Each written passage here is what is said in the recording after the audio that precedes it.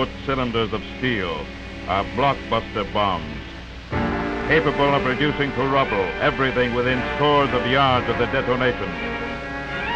Each evening, at air bases throughout Britain, these 2-ton monsters move out in hundreds to the waiting bombers.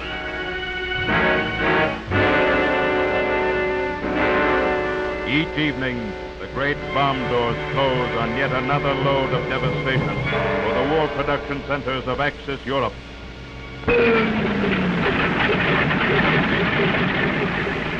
Night after night, the air crews and their thousands, British and Canadians, climb aboard their giant planes. Last night, it was the valleys of the Ruhr and the Po. Tonight, the U-boat docks at Brest and Lorient. Tomorrow, Milan again and Genoa, Danzig and Berlin. Off airport, contact.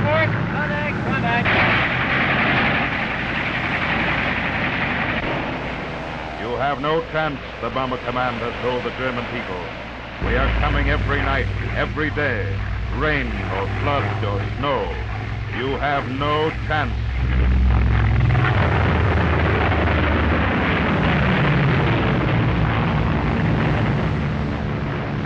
But as the Allied air offensive gains in strength, the demand is for ever more men to take over the growing fleets of bombers, for men hitherto tied to ground jobs to win their wings as flyers. And to release these men for duty in the sky, the call goes out for a new force to take their places, a new force from the ground to keep the bombs falling fair and square on Germany. This is Canada's answer to the call, the Women's Division of the RCAF. Already 9,000 strong, these Canadian airwomen have taken the oath to serve for the duration, both within their homeland and outside its frontiers, have pledged themselves to perform those 1,000 necessary tasks which release the men to fly.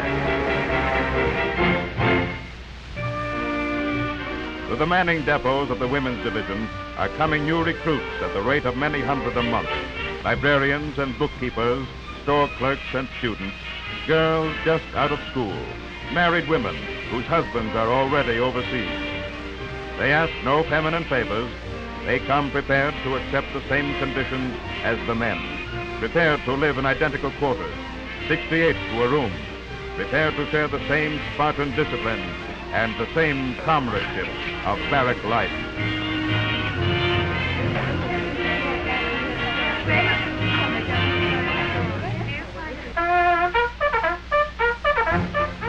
Four weeks the new recruits spend in the Manning Depot. 4 weeks to take off the leisure of civilian life and become airwomen. Hello, start! Let's ride the rest of the parade. 4 weeks to learn the language of the parade ground, to tauten muscles and acquire the reasoned, thinking team spirit of a close-knit fighting force.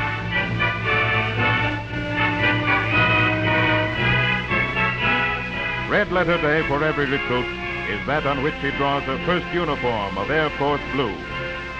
Every tunic and skirt is altered and re-altered for a perfect fit. Caps must be worn straight and square on the head, never cocked at an angle. Misgivings sometimes center around the blue lisle stocking, until the quartermaster points out that every parachute requires 600 square feet of silk.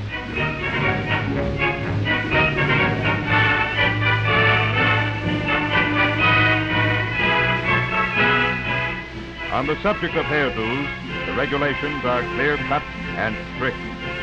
But here an expert demonstrates that styles evolved to meet the demands of work and service can look just as good as the old civilian curls and glamour bobs, and perhaps a lot more suited to the times.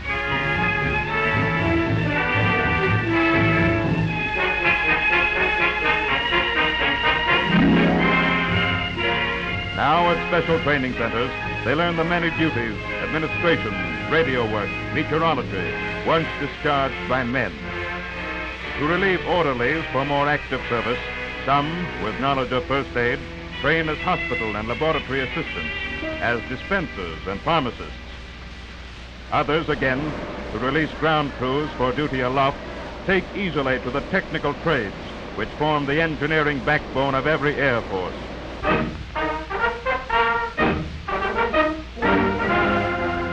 A few short weeks ago, they were raw recruits. Now they are polished professionals and integral parts of the armed forces of Canada.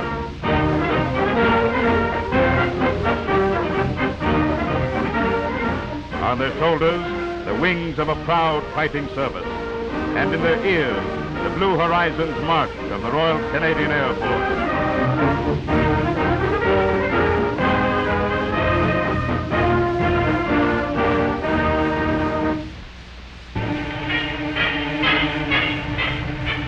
And today, at training stations the wide Dominion over, amid the roaring engines and the flashing propellers, in the hangars and the tool pits, in the fitting shops and armories and stores, you will find Canada's airwomen on active service. 700 feet hawser, 1/2 inch. 700 feet hawser, 1/2 inch. Right, baby girl. I'm gonna carry you. Equipment assistants, transport drivers, fitters and riggers, photographers, fabric workers, and instrument makers. They do the work that once was done by aircraftmen, but they do not regard it as men's work. Rather, they will tell you that in the satisfaction of cooperative effort and in the spirit of cooperative life that inevitably goes with it, they have found an answer to a long-felt demand, the demand for direct participation in the shaping of their nation's destiny.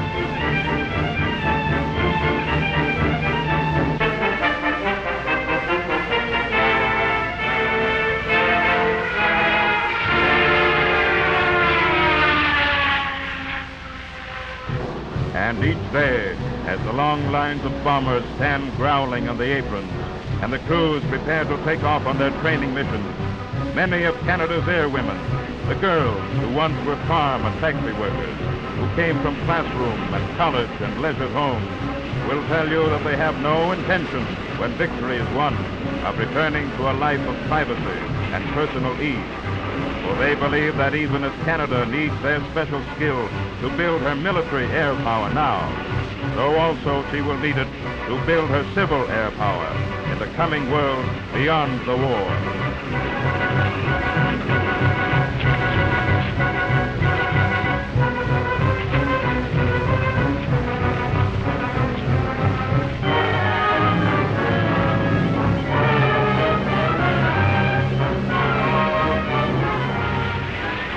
Women do not fly, but even when the bombers are off down the runways, rising on their journey to the distant ranges, their tasks on the ground are not finished.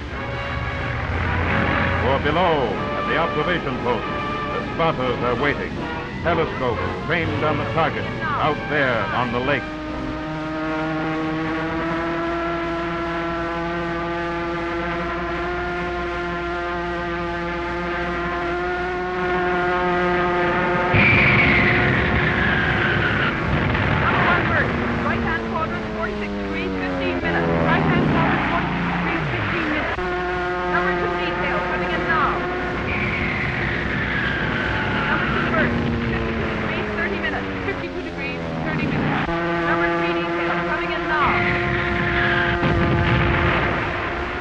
Only the men do the flying.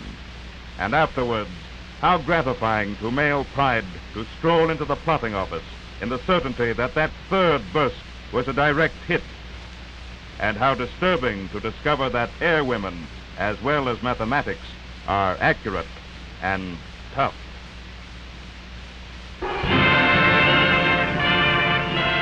This, then, is the women's division of the RCAF. In less than 2 years, it has grown from a single small group to a great organization.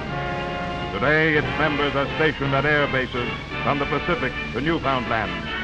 They are posted to Canadian detachments on special duty in the States. They are in the front line with Canadian squadrons overseas. A young service, they proudly represent the eyes of a young country, looking in courage into its future in the sky. Such are the women of Canada's Air Force, the women who wear wings on their shoulders that men may fly.